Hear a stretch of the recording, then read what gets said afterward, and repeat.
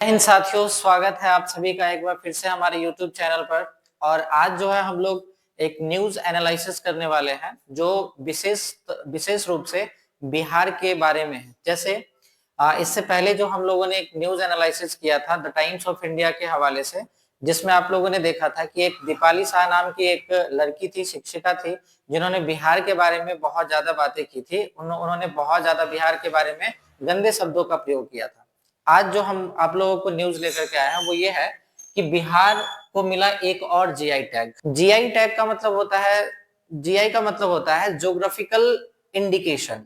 यानी अगर मान लीजिए कि कोई भी ऐसा पदार्थ, कोई भी ऐसी वस्तु जिनको जीआई टैग मिल जाता है, ज्योग्राफिकल इंडिकेशन मिल जाता है, उसको विदेशों में अच्छी खासी पहचान मिल जाती है और जो लोग इसका उत्पादन करते हैं उनको अच्छा खासा पैसा जो है वो मिलता है, जिससे उनकी जीविका चलती है। किसको जीआई टैग मिला है उसके बारे में थोड़ा सा हम लोग बात करते हैं। तो चलिए सबसे पहले देखते हैं। उजाला का एक न्यूज है जहां पर आप लोग ध्यान से इसको पढ़िएगा। 300 साल पुराने स्टोन आर्ट को मिला जीआई टैग, है ना। ज्योग्राफिकल इंडिकेशन यानी उसको जो है पूरी दुनिया में पहचान मिल गई है। क्लियर है? तो वो क्या है समझिएगा। पत्थरकटी नाम की एक जगह है, समझ में आ गया। और ये जो है बिहार के गया जिले में स्थित है। क्लियर है? और उसका जो प्रखंड पड़ता है वो पड़ता है नीम चौक बथानी। क्लियर है? नीम चौक बथानी नाम का उसका प्रखंड है और गांव जो है वो पत्थरकटी है और डिस्ट्रिक्ट जो पड़ता है वो पड़ता है गया, जो कि बिहार में स्थित है। और इस जगह का एक अलग ही पहचान जो है भौगोलिक स्तर पर बन गया है। जैसे यहाँ पर जो है अगर आप देख पा रहे हो तो इसमें लिखा गया है कि जहां मूर्ति कला के लिए प्रसिद्ध है, यहाँ के जो लोग थे वो मूर्ति जो है बनाने का काम करते थे। उनका रोजगार जो है, दैनिक जीविका जो उनकी चलती थी वो इसी से चलती थी। आगे अगर आप इसमें पढ़िएगा तो देखिएगा यहाँ पे लिखा हुआ है कि भगवान बुद्ध और इनके अलावा जो है महावीर की मूर्तियों के अलावा अलग अलग कलाकृतियों की मूर्तियां बनाई जाती है ना। तो ये जो है ना पत्थर से क्या किया गया है कि एक स्टोन आर्ट बनाया गया है। जैसे अगर आप देखते हो सरस्वती पूजा का समय आता है तो बहुत सारे जो लोग हैं, जो कलाकार हैं, वो क्या करते हैं कि मिट्टियों से मूर्तियों को बनाते हैं। ठीक उसी तरीके से ये जो पत्थरकटी नाम का गया में स्थित नीम चौक जो प्रखंड जिसको बताया गया है, वो जो गांव है पत्थरकटी, उसमें जो है क्या किया गया है कि जो कलाकार हैं उन्होंने क्या है अपनी कलाकारी से जो है पत्थर पर जो है विशेष प्रकार की मूर्तियां उन्होंने बनाई है। और ये जो विशेष प्रकार की मूर्तियां हैं इसको बिहार और बिहार से बाहर पूरे देश के अंदर और भौगोलिक स्तर पर भी जो है इसको जो है पहचान मिल गया है। और ऐसा पहचान मिलने से जो है क्या है कि यहाँ के लोगों में जो है वो खुशी की लहर जो है वो जगी हुई है। आगे हम लोग अगर इसके बारे में बात करें तो ये जो पत्थरकटी नाम का गांव है ना, ये महारानी अहिल्याबाई होलकर जो है इन्होंने रखा था। क्लियर है? ये जो अगर आप फिगर आप देख पा रहे हो ये है महारानी अहिल्याबाई होलकर। इन्होंने क्या किया था कि पत्थरकटी गांव जो है इसका नामकरण किया था। क्लियर है? आगे अगर हम लोग इसके बारे में बात करें तो यहाँ पर अगर आप थोड़ा सा पढ़ें, महारानी अहिल्याबाई होलकर जिन्होंने इस गांव का नामकरण किया था इसके बारे में पढ़े तो लिखा हुआ है कि यहाँ की पत्थर से बनी मूर्तियों को बिहार सहित अन्य राज्यों के अलावा विदेशी पर्यटक ले जाते हैं। महारानी अहिल्याबाई होलकर ने इस गांव का नाम पत्थरकटी रखा। यहीं पर शिल्पकारों ने काले ग्रेनाइट पत्थर की पहाड़ी को खोजा। इसके बाद सभी शिल्पकारों को यहाँ बसाने का काम किया गया था और पत्थरकटी के काले ग्रेनाइट पत्थर से विष्णुपद मंदिर का निर्माण कराया गया। उस वक्त 300 कारीगर राजस्थान से आए थे।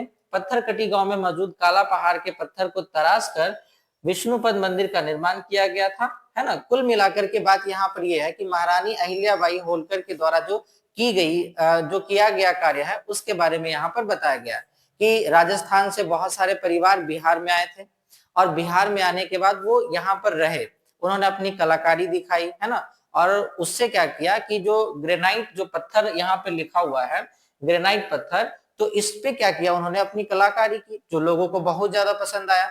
तो इस तरीके से बहुत सारे परिवार समय बदलने के साथ साथ तो चले गए, लेकिन कुछ परिवार के लोग जो है अभी भी बिहार में वो पत्थरकटी गांव में है और वो क्या करते हैं कि वो अपनी कलाकारी को वहां पर करते हैं, है ना, दिखाते हैं लोगों को और वो मूर्तियां वगैरह बनाते हैं। तो ये कुछ ये है। अब हम लोग थोड़ा सा समझ लेते हैं कि ये जीआई टैग क्या है ना, जिसको हम लोग ज्योग्राफिकल इंडिकेशन कह रहे हैं।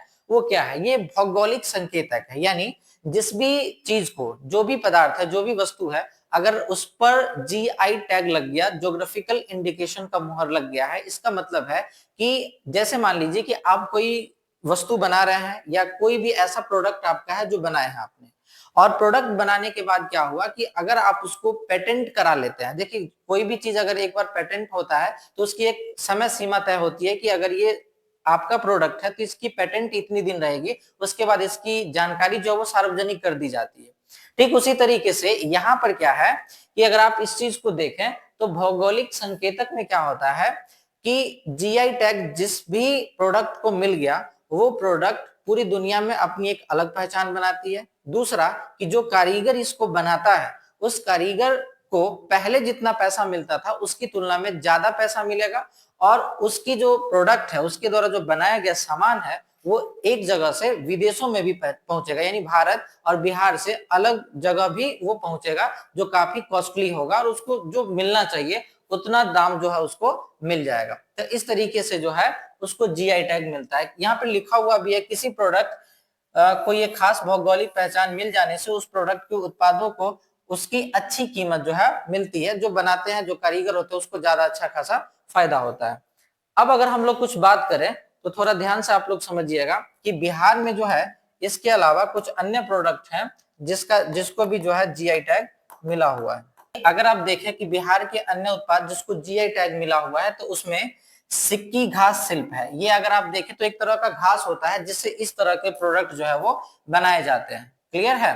अगर आप देखें यहाँ पर तो लिखा हुआ है जो घास दरभंगा, मधुबनी, सीतामढ़ी समेत उत्तर बिहार के जिलों में पाए जाते हैं। सिक्की घास जो है उससे इस तरह के जो है प्रोडक्ट बनाए जाते हैं। इसके अलावा अगर आप देखें तो सुजनी कढ़ाई है ना, अगर आप देखें तो कपड़ों को लपेट करके इस तरह की पेंटिंग्स जो है वो बनाई जाती है। तो सुजनी कढ़ाई जो है वो मुजफ्फरपुर में जो है ज्यादा बनाई जाती है। तो ये पिक्चर जो आपको दिख रहा है वो सुजनी कढ़ाई का है। इसके अलावा अगर आप देखें तो और भी चीज है। अगर आप देखें यहाँ पे भागलपुरी जर्दालू आम, ये गर्मी के दिनों में बहुत ज्यादा बिकता है। तो भागलपुरी जर्दालू आम जो है वो भी इसको भी जीआई टैग मिला हुआ है। इसके अलावा अगर आप देखें तो भागलपुरी जो सिल्क है, भागलपुर की जो साड़ी है ये भी बहुत ज्यादा प्रचलित है, इसको भी जीआई टैग मिला हुआ है ना। बाद बाकी आप स्क्रीनशॉट लेते रहिएगा। हम कुछ प्रोडक्ट है जिसके बारे में बता रहे हैं कि बिहार के ये प्रोडक्ट है जिनको जीआई टैग मिला हुआ है। इसके अलावा अगर आप देखें तो यहाँ पे और भी कुछ प्रोडक्ट हैं जिनको जीआई टैग मिला हुआ है, जैसे कतरनी चावल, ये बहुत ज्यादा फेमस है बिहार में, है ना। तो कतरनी चावल जो है इसको भी जीआई टैग मिल चुका है ना। और ये विदेशों में जो है वो बहुत ज्यादा पैमानों पर इसकी सप्लाई की जाती है। उसके बाद मगही पान है। क्लियर है? मगही पान ये जो है ना, यहाँ पे अगर आप देखें तो लिखा हुआ है मुख्य रूप से औरंगाबाद, नवादा और पटना में मगही पान उगाया जाता है। ये इन क्षेत्रों से बिलोंग करता है और बिहार में बहुत ज्यादा फेमस है। क्लियर है? उसके बाद मुजफ्फरपुर की शाही लीची जिसको जीआई टैग मिला हुआ है ना। और मखाना वगैरह जो है इसको भी बिहार में, मखाना जो है बिहार में खाया भी जाता है और इसको जीआई टैग भी मिला हुआ है। उसके बाद मरचा धान जो है उसको भी जीआई टैग मिला हुआ है। ये जो फिगर आपको दिख रहा है ये मरचा धान का है। उसके बाद मिथिला मखाना, मोदी जी अभी हाल फिलहाल में बोले थे और मॉरिशस जो है वहां के नेताओं को दे करके भी आए हैं, है ना। तो ये है मिथिला का मखाना है। उसके बाद भागलपुरी सिल्क जो दोबारा है, इससे पहले भी हम लोग देखे थे। तो ये सब जो प्रोडक्ट है जिनको जीआई टैग जो है वो मिला हुआ है। क्लियर है? तो उम्मीद है आप लोगों को जानकारी अच्छी लगी होगी। जानकारी अच्छी लगी तो वीडियो को लाइक कर दीजिए, चैनल को सब्सक्राइब कर दीजिए जो फ्री ऑफ कॉस्ट है। क्लियर है?